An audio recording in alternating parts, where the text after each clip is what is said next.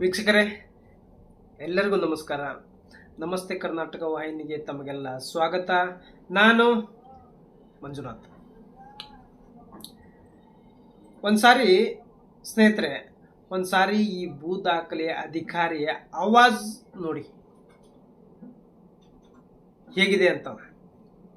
ತಾನು ಏನು ಮಾಡೇ ಇಲ್ಲ, ತನ್ನಿಂದ ಯಾವುದೇ ಭ್ರಷ್ಟಾಚಾರ ಆಗಿಲ್ಲ ಅನ್ನಬೇಕು, ಆ ಥರ ಸಮರ್ಥನೆ ಮಾಡ್ಕೊತಾ ಇದ್ದಾನೆ. ಒಂದ್ಸಾರಿ ಈ ವಿಡಿಯೋ ನೋಡಿ. ಇಲ್ಲ ಆರ್ಟಿಸಿನೇ ಕಾಯಂ ಇತ್ತು ಅಂದ್ರೆ ಅಪ್ಡೇಟ್ ತಗೊಂಡು ನೀವು ಚೇಂಜ್ ಮಾಡಿಸ್ಕೊಬಿಟ್ಟು ಅಲ್ಲಿ ಊರ್ ಪಂಚಾಯತ್ ಮಾಡ್ಕೋಬಹುದು. ಅವಕಾಶ ಪಬ್ಲಿಕ್ ಸಾರ್ವಜನಿಕರಿಗೆ ಹೇಳ್ತು ಅಂದ್ರ ಅವ್ರು ಅರ್ಥ ಮಾಡ್ಕೊಂಡು ಅವ್ರು ತಿದ್ಕೋಬೇಕು ಅನ್ನೋದು ಅವ್ರ ಮನವರಿಕೆ ಇದೆ, ಮಾಡ್ಕೋತಾರ. ಅವ್ರು ಏನ್ ಕೇಳೋದಿಲ್ಲ, ಅವ್ರು ಕಮಿಟ್ಮೆಂಟ್ ಹಾಕ್ಬಿಟ್ಟಿರ್ತಾರ. ನಮ್ಮ ನಾಡ್ಕೊಂಡು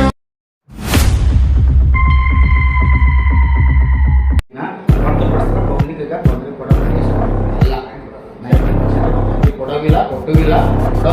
ಆದ್ರೆ ಇದೇನಿದೆಯಲ್ಲ, ಇವತ್ತು ಉದ್ದೇಶ ಇದೆಯಲ್ಲ, ನಾನು ಈಗ ಬಂದಿದ್ದೀರಿ, ನಾನು ಈಗ ಧನ್ಯವಾದ ಹೇಳಿ ನಾನು ನಮ್ಮ ಆಫೀಸರ್ಗೆ ಈ ರೀತಿ ಪ್ರಶ್ನೆ ಮಾಡಿದ್ದಾರೆ.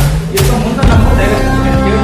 ಸ್ವಲ್ಪ ಆಳವಾಗಿ ವಿಚಾರಿಸಿ ನೋಡಿದಾಗ ಈ ಅಧಿಕಾರಿ 25 ವರ್ಷಗಳಿಂದ ಸವಣೂರಲ್ಲೇ ಒಂದೇ ಸ್ಥಳದಲ್ಲಿ ಕೆಲಸ ಮಾಡಲು ಕಾರಣವೇನು ಸ್ನೇಹಿತರೆ? ಒಂದೇ ಸ್ಥಳದಲ್ಲಿ ಮಾಡ್ತಾ ಇದ್ದಾನೆ. ಸಾಮಾನ್ಯವಾಗಿ ಸರ್ಕಾರಿ ಆದೇಶದ ಪ್ರಕಾರ ಒಬ್ಬ ಸರ್ಕಾರಿ ಅಧಿಕಾರಿ ಒಂದು ಸ್ಥಳದಲ್ಲಿ 3 ರಿಂದ 4 ವರ್ಷ ಕಾರ್ಯನಿರ್ವಹಿಸಬಹುದು.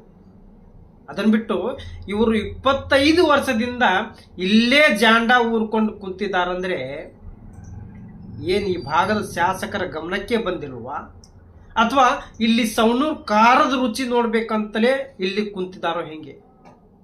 ಈ ಮಾತನ್ನು ನಾನು ಶಾಸಕರು ಕೇಳ್ತಾ ಇದ್ದೀನಿ ಸ್ನೇಹಿತರೆ. ನಮಗೂ ಈಗೂ ಸಂಶಯ ಬರ್ತಾ ಇದೆ. ಹೇಗಂದ್ರೆ, ಶಾಸಕರಿಗೆ ದುಡ್ಡು ಕೊಟ್ಟು ನನಗೆ ರಿಟೈರ್ ಆಗುವವರೆಗೂ ನನಗೆ ಎಲ್ಲಿ ಟ್ರಾನ್ಸ್ಫರ್ ಮಾಡಬೇಡಿ ಅಂತ ಕಮಿಟ್ಮೆಂಟ್ ಆಗಿರಬಹುದು ಅಂತ ಸಂಶಯ ಬರ್ತಾ ಇದೆ. ಇದ್ರ ಬಗ್ಗೆ ಶಾಸಕರಿಗೆ ದೂರು ಕೊಡೋಣಂತೆ. ಇವಾಗ ವಿಷಯಕ್ಕೆ ಬರೋಣ ಸ್ನೇಹಿತರೆ.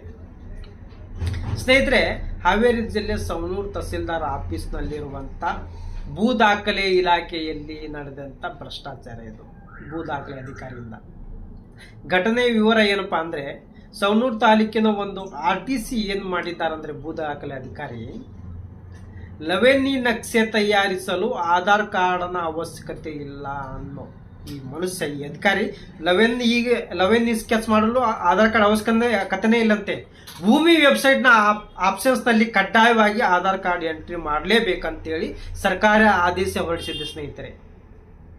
ಆದರೆ ಈ ಅಧಿಕಾರಿ ದುಡ್ಡಿನ ಆಸೆಗೆ ತನ್ನದೇ ಆದಂಥ ಒಂದು ಆದೇಶ ರೂಲ್ಸ್ ಮಾಡ್ಕೊಂಡು ಬಿಟ್ಟಿದ್ದಾನೆ. ಅದೇನಂದ್ರೆ, ಅವರೇ ಹೇಳ್ತಾರೆ ನೋಡಿ, ಅವ್ರ ಬಾಯ್ದನೆ ಕೇಳಿ. ಕಾಲಮ್ ನಂಬರ್ 9 ಒಳಗಡೆ ಏನ್ ಹೆಸರುಗಳು ಬಂದವ ಅದೇ ಹೆಸರಿಗೆ ನೀವು ಯಾವಾಗಲೂ ಅರ್ಜಿ ಹಾಕ್ಬೇಕು. ಅಲ್ಲಿ ಅರ್ಜಿ ಹಾಕೊಂಡು ಯಾವ್ದು ಆಧಾರ್ ಕಾರ್ಡ್ ಅಪ್ಡೇಟ್ ಮಾಡ್ತಾ ನೀವು ಮಾಡ್ಕೊಳ್ಳಿ. ಅದನ್ನ ಅರ್ಜಿ ಇಲ್ಲ ಆಧಾರ್ ಕಾರ್ಡ್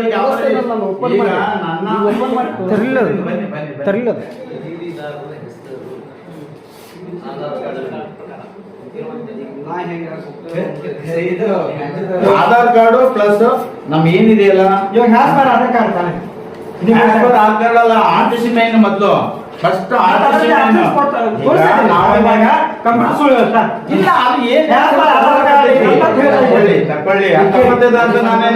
ನೋಡಿ ಒಂದೇ ನಾನು ದೇವಯ್ಯ, ಹೌದಾ? ಇನ್ನೊಬ್ನು ದೇವಯ್ಯ ಅಂತ ಬರ್ತಾನ, ಆ ಸರ್ನೇಮ್ ಚೇಂಜ್ ಇರ್ತದೆ, ಅವ್ನು ನನ್ನ ಸರ್ನೇಮ್ ಚೇಂಜ್ ಇರ್ತೈತಿ.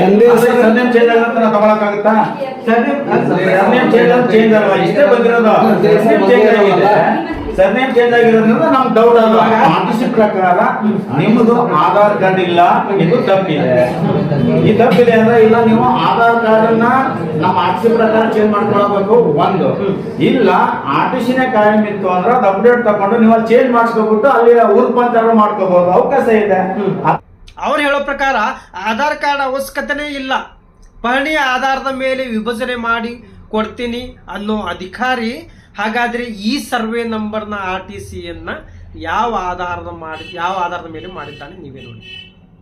ಇದು ಬಂದ್ಬಿಟ್ಟು ಸವಣೂರು ತಾಲೂಕಿನ ಒಂದು ಗ್ರಾಮದ್ದು. ಪಹಣಿ ವಿಭಜನೆ ಮಾಡಲು ಆಧಾರ್ ಕಾರ್ಡ್ ಇಂದ ಮಾಡೋಕೆ ಬರೋದಿಲ್ಲ ಅನ್ನೋದು ಇದು. ಹೆಂಗ್ ಈ RTC ಹೆಂಗ್ ತಯಾರಾಯ್ತು ನೀವು ಹೇಳಿ ನೋಡಿ. ಇದು ಈ 11 ನಕ್ಷೆ ಇದರಲ್ಲಿ ಪಾಟೀಲ್ ಅಂತ ಇದೆ, ಬೇಕಾದ್ರೆ ಆಧಾರ್ ಕಾರ್ಡಲ್ಲೂ ನೋಡಿ ಇದರಲ್ಲಿ ಪಾಟೀಲ್ ಅಂತಾನೆ ಇದೆ. ಕೊನೆಯದಾಗಿ ಉತ್ತಾರದಲ್ಲಿ ಅಡ್ರೆಸ್ ಬೇರೆ ಇದೆ ಸ್ನೇಹಿತರೆ, ಆದರೆ ಅರ್ಜಿ ಸಲ್ಲಿಸಿದ್ದು ಆಧಾರ್ ಕಾರ್ಡ್ ಬೇಸ್ ಮೇಲೆ, ಆಧಾರ್ ಕಾರ್ಡ್ ಮೂಲಕವೇ ಸ್ನೇಹಿತರೆ. ಪಾಟೀಲ್ ಅಂತ ಅಡ್ರೆಸ್ ಇದೆ, ಆಧಾರ್ ಕಾರ್ಡ್ ಇಂದ ಅರ್ಜಿ ಸಲ್ಲಿಸೋಕೆ ಆಗೋದಿಲ್ಲ ಅನ್ನೋ ಅಧಿಕಾರಿ ಈ ನಕ್ಷೆ ಹೇಗೆ ತಯಾರಾಯ್ತು ನೀವೇ ಹೇಳಿ.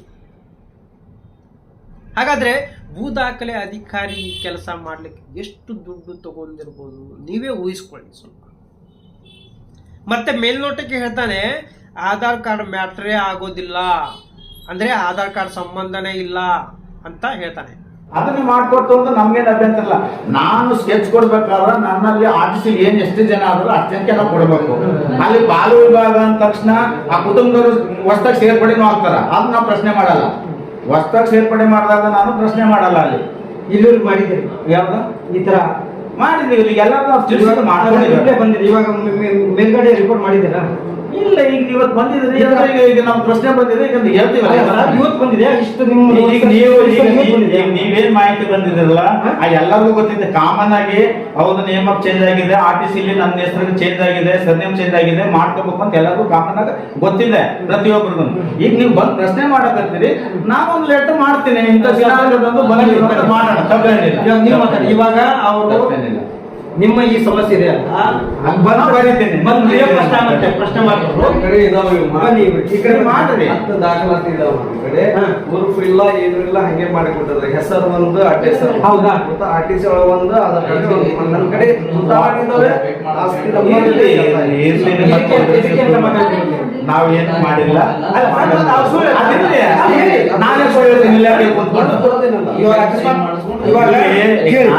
ಗ್ರೂಪ್ ಕೊಡ್ತೇನೆ ಅದಂತ ನೋಡಿ. ಅವರು ಮುಂಚೆ ಮಾಡಿದ್ದಾರೆ, ಅದು ಪ್ರೂಫ್ ಸಮೇತ ಕೊಡ್ತಾರೆ ಅಂತ ಹೇಳ್ತಾರೆ. ಇದಕ್ಕೆ ನೀವ್ ಹೇಳ್ತಾರ ಇದಕ್ಕೇನ್ ಕ್ರಮ ತಗೋಬೇಕು ನೀವು? ನಾವು ಕ್ರಮ ಅಂತ ಹೇಳಿಲ್ಲ. ಏನ್ ಬಂದಿದ್ರಿ, ನಾನು ಮೇಲಾಧಿಕಾರಿಗಳ ಪ್ರಶ್ನೆ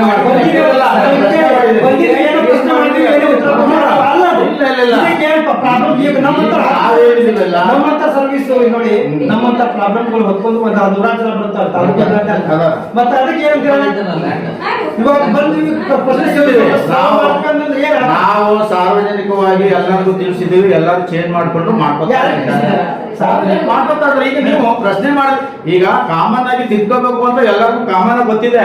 ಒಂದ್ ಸರ್ನೇಮ್ ಚೇಂಜ್ ಆಗಿದೆ, RTC ಚೇಂಜ್ ಇದೆ ನಂದು, ಮತ್ತ ಆಧಾರ್ ಕಾರ್ಡ್ ಚೇಂಜ್ ಇದೆ ಅಂದಾಗ ಸರ್ನೇಮ್ ಚೇಂಜ್ ಆದ ತಕ್ಷಣ ನೀವೇ ಅಂತ ನಾವು ಪ್ರೂವ್ ಮಾಡಕ್ ಆಗೋದಿಲ್ಲ. ನಾನು ಪ್ರೂವ್ ಮಾಡಕ್ಕಾಗಲಿ, ನಾನು ಸ್ಕೆಚ್ ಕೊಡೋನು RTC ಇದ್ದವರು ಹೇಗೆ ಯಾರು RTC ಇದ್ದವ್ರು ಸರ್ನೇಮ್ ಚೇಂಜ್ ಹಾಕೊಂಡು ನಾನು ಎದಕ್ ಮಾಲೀಕ ಅಂದ್ರೆ ನಾನು ಕೊಡಕ್ ಆಗೋದಿಲ್ಲ. ಸರ್ ನೀವು ಪ್ರೂವ್ ಮಾಡಂತ ಹೇಳ್ತಾರೆ. ನೋಟ್ ಮುಖಾಂತರ ಬಾಂಡ್ ಬರ್ದ್ಬಿಟ್ಟು ನೋಟ್ರಿ ಮಾಡ್ಬಿಟ್ಟು ಕೊಟ್ರೆ ಅದು ರಿಜೆಕ್ಟ್ ಆಗಿ ಮಾಡ್ತಾರ. ಯಾವ್ದು ಇದೇ ಪ್ರಾಬ್ಲಮ್ ಇರುತ್ತೆ. ಅದು ನನಗ್ ಬೇಡ, ಅದು ನನಗ್ ಬೇಕಾಗಿರೋದು ಎಲ್ಲಿ ಗೊತ್ತೇನಾ, ನೀವ್ ಏನ್ ಸಬ್ಜೆಕ್ಷನ್ ಒಂದಾಗುತ್ತಲ್ಲ ಅಲ್ಲಿ ನೀವು ಕೊಟ್ಟು ಪ್ರಾಬ್ಲಮ್ ಸಾರ್ಥಿಗೆ ಹೆಸರಿದ್ದಂಗೆ ನೀವು ಹಾಕ್ರಿ. RTC ಇದ್ದಂಗೆ ಹಾಕ್ರಿ, ತಪ್ಪತ್ತೈತೆ ಅದ. ನಿಮ್ RTC ಚೇಂಜ್ ಆಗುತ್ತೇನಾ, 5 ಮಂದಿ ಆದ್ರಂದ್ರೆ ಅದೇ ಹೆಸರುಗಳು ಬರ್ತಾವ, ಸ್ಕೆಚ್ ಕೊಡ್ತೀವಿ. ನೀವು ಅಲ್ಲಿ ಹೋಗಿ ಸರ್ನೇಮ್ ಚೇಂಜ್ ಆಗಿದೆ ಸರ್ ನಾನೇ ಅಂತ ಪ್ರೂವ್ ಮಾಡ್ಕೊಂಡು ನೀವು ನೋಟ್ ಮಾಡ್ಕೊಳ್ಳಿ.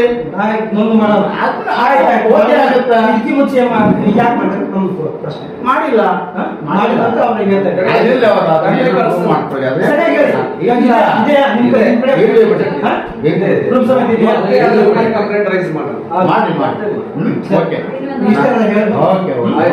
ಸಾರ್ವಜನಿಕರಿಗೆ ಒಟ್ಟಿಗೆ ತೊಂದರೆ ಆಗಿದ್ದು ಯಾವ್ದು ಮಾಡಿಲ್ಲ, ನಾವು ಮಾಡೋದು ಇಲ್ಲ.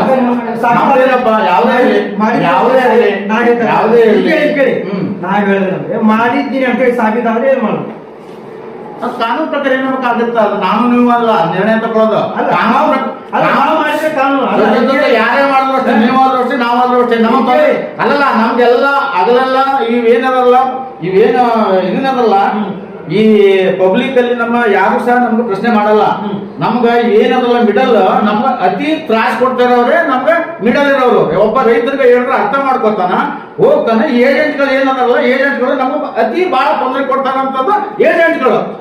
ಏಜೆಂಟ್ಗಳು ನಮ್ಗೆ ತೊಂದರೆ ಕೊಡಕತ್ತಾ ಇದಾರೆ. ಸಾರ್ವಜನಿಕರಿಗೆ ಹೇಳಿದ್ರೆ ಅರ್ಥ ಮಾಡ್ಕೊಂಡು ಹೋಗ್ತಾರ ಅವ್ರ ಎಲ್ಲದಲ್ಲ. ಈಗ ನೀವು ಅರ್ಥ ಮಾಡ್ಕೊಳ್ಳಿ, ನೀವು ನಮ್ಮ ಪ್ರಶ್ನೆಗೆ ಏಜೆಂಟ್ಗಳು ತಿರುಗಿಸಿ ನಮ್ಗೆ ಇಲ್ಲದೆಲ್ಲ ತ್ರಾಸ್ ಕೊಡ್ತಾ ಇದಾರ ನೌಕರಿ ಮಾಡೋದಕ್ಕೆ. ಒಬ್ಬ ಪಬ್ಲಿಕ್ಗಾಗಿ ಅಥವಾ ನಮ್ಮ ಸಾರ್ವಜನಿಕರಿಗಾಗಿ ಹೇಳ್ತು ಅಂದ್ರ ಅವ್ರು ಅರ್ಥ ಮಾಡ್ಕೊಂಡು ಅವ್ರು ಸಾಹೇಬ್ರೆ ತಿದ್ಕೋಬೇಕು ಅನ್ನೋದು ಅವ್ರ ಮನವರಿಕೆ ಇದೆ, ಮಾಡ್ಕೊತಾರ. ಆದ್ರೆ ಏಜೆಂಟ್ಗಳು ಅದು ಕೇಳೋದಿಲ್ಲ, ಅವ್ರು ಕಮಿಟ್ಮೆಂಟ್ ಹಾಕ್ಬಿಟ್ಟಿರ್ತಾರ, ನಮಗ್ ಬಂದು ತ್ರಾಸ ಕೊಡೋದು, ಇದು ಹಿಂಗೆ ಮಾಡಿ ಹಿಂಗೆ ಮಾಡಿ ಹಿಂಗೆ ಮಾಡಿ ಅಂತ, ಹಿಂಗೆ ಮಾಡಿ ಅಂತ ನಮಗೆ ಪ್ರೆಷರ್ ಆಗ್ತಾರ. ಆದ್ರೆ ನಾನೇನು ಮಾಡಕ್ಕಾಗಲ್ಲ. ಕಾನೂನು ಪ್ರಕಾರ ಏನಾಗುತ್ತೆ ನೋಡೋಣ. ನಾನು ಬರೀತೀನಿ, ಈಗ ನೀವು ಪ್ರಶ್ನೆ ಮಾಡಿದಿರಿ, ಇಂತಿಂತ ಸಮಸ್ಯೆ ಬರ್ತಾ ಇದೆ, ನಾವ್ ಏನ್ ಮಾಡ್ಬೇಕು, ಯಾವ ರೀತಿ ಉತ್ತರ ಕೊಡ್ಬೇಕು ಅಂತ ಕೇಳ್ತೀವಿ. ನಿಮ್ದೇನಿದೆ ನೀವು ಬರೀರಿ, ನಾನು ಬರೀತೀನಿ. 2 ಮಾತಿಲ್ಲ, ಒಟ್ಟು ಸಾರ್ವಜನಿಕರ ಕೆಲಸ ಸುಲಲಿತವಾದ ಸಾಕು.